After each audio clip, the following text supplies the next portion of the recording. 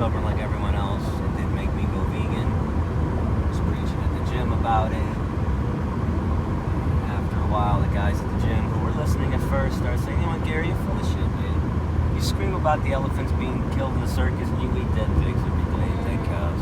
What's the fucking difference? Get the fuck out of here. And I was like other stupid, uninformed, ignorant people. No, it's different. No, it's different. They're meant for food and the elephants are so majestic. So it was weighing on me more and more. I didn't really obviously have a good comeback because there is none. And I said, the more you investigate this, the more you realize there's no other choice to make if you're going to think clearly and logically. But what did it was 1995. Sports fan, my hometown hockey team, the Detroit Red Wings, have an absurd tradition that's been going on since the 60s, maybe the 50s, of throwing dead octopuses on the ice during a playoff game. Now I'll tell you why they did it, not justify it or make sense, but here's some history. Some schmuck way back 50 years ago says, oh, we have to win 8 games in the playoffs to win the Stanley Cup championship. So I'm going to throw the octopus, has 8 tentacles, and the 8's going to symbolize the 8 wins. Absurd. That's just some history where it started. It actually went away in the 70s, 80s, 90s. Well, 70s and 80s, it was virtually non-existent. Early 90s, somebody finds an old article in some archives and remembers that we used to throw octopuses. So we started throwing them in the 90s again. But it wasn't just one schmuck in the crowd throwing one octopus. The Red Wings started advertising and promoting it. They started selling octopus paraphernalia, t-shirts and hats, and the Detroit Free Press, our newspaper, started having the octometer in the sports section where they would rank how the players played in the playoffs. And everything was octopus oriented. They were encouraging people to bring the octopuses on the ice.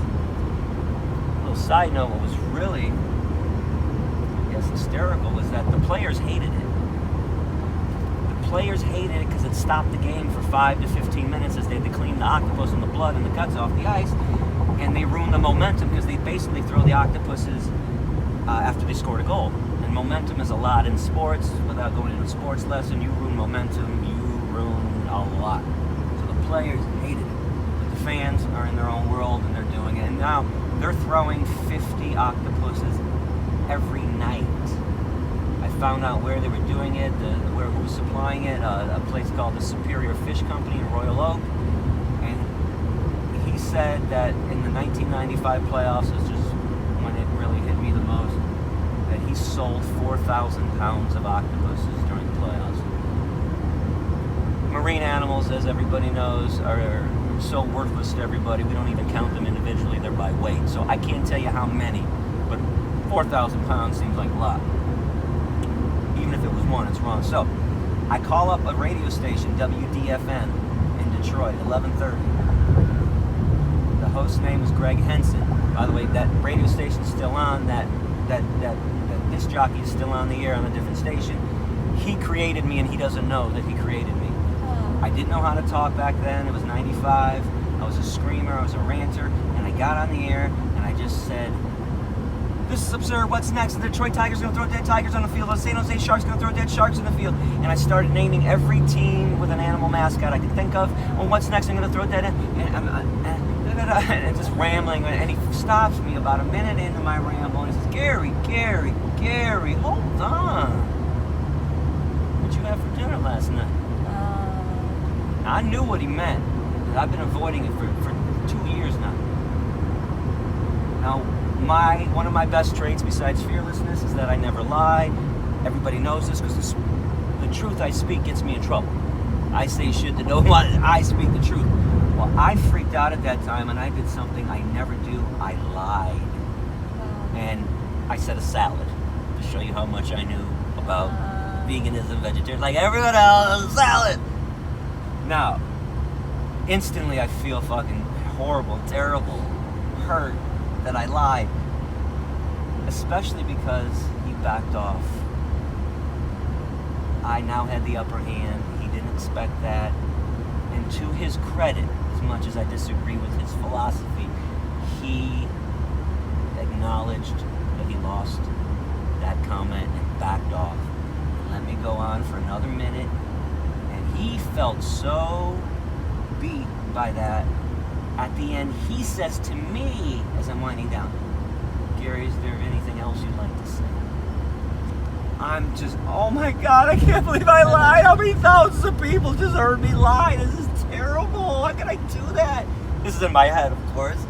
And I say on the air, now to Greg, no, Greg, that's it. Thanks for letting me on the air. And that's a lot of time on the air. 2 to 3 minutes uninterrupted, pretty much. And as I hung up the phone, as the phone hung up, by the way, yes, I was using a real phone back in the day. As I hung up the phone, before it hit the console, I said, that is the shortest lived lie ever. I'm done. Make up for that lie right now, and I never touched a piece of meat again. Now, unfortunately, I didn't know veganism necessarily, but that moment, on the way down, I made up for the lies. Now it's not a lie. It's over. It was over. And quick story is the next year there's a huge march for animals in Washington, D.C. 10,000 people supposed to go there. I went by myself. I couldn't find one friend, family member, anyone to go with me to want to learn the truth. I went by myself. I go early thinking, oh, it's going to be great, right? I show up 2 days early. No one's fucking there. I'm sitting in a hotel in the lobby waiting for other animal rights people, like looking for shirts. This is terrible. Finally, 2 days pass and the conference is starting now. A group of people from Texas walk in, about 20 people. It says Texans for Animal Rights in their shirt. I jump up right away. The first group of people, I said, hey everybody, my name's Gary, I'm from Michigan. I'm here for the conference too. Hey Gary, you doing blah, blah. Hey, we're really starving and we're getting a good burger around here. I'm like, yes, the Hard Rock Cafe right down the street has a great veggie burger. It's so good. But Gary, that burger's not vegan. It's got cheese in it. I said, so? They said, what do you think happens to cows when they can't give milk anymore? I said, oh. And that was that. This is why I get upset with the fighting. Because, yeah, I didn't know, but I listened. Yeah. And I said,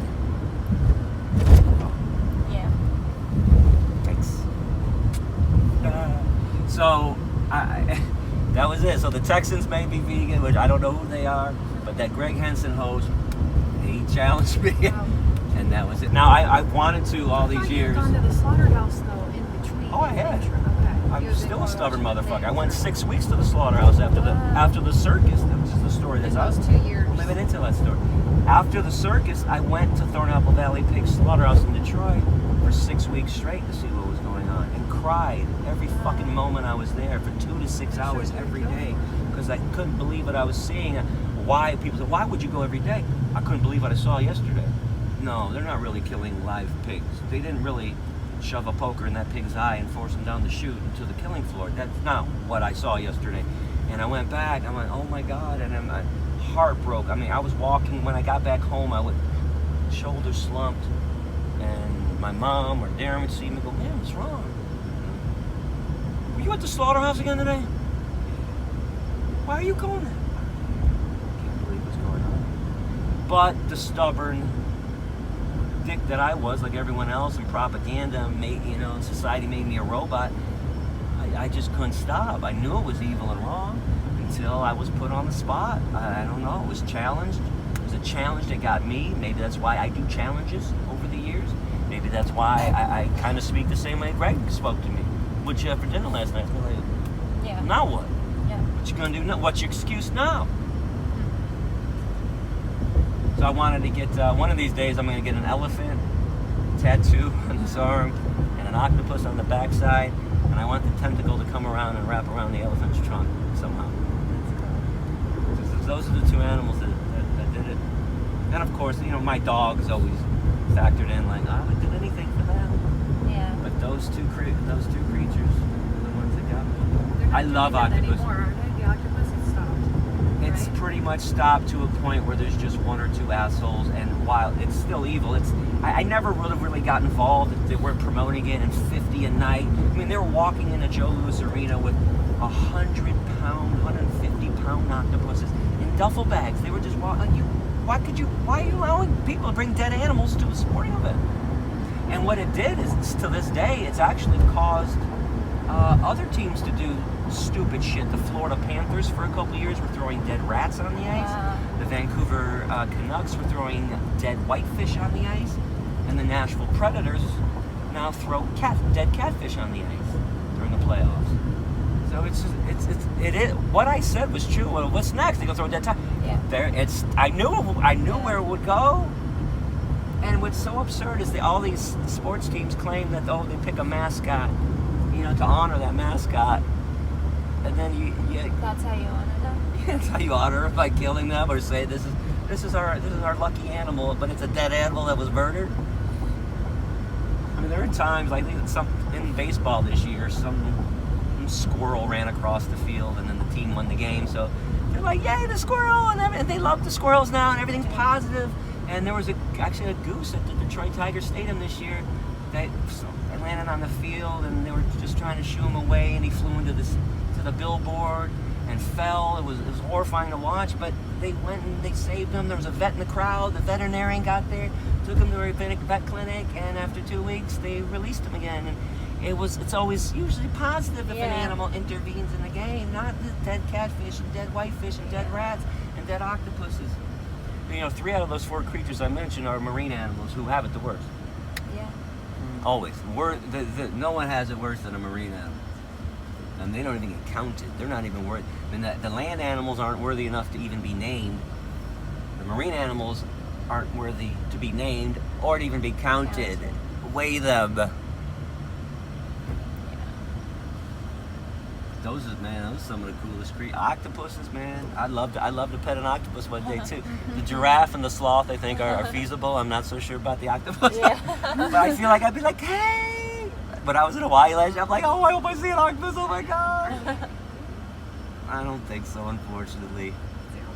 I know, it's a motherfucking carnivore animal. But they're such tricked out creatures.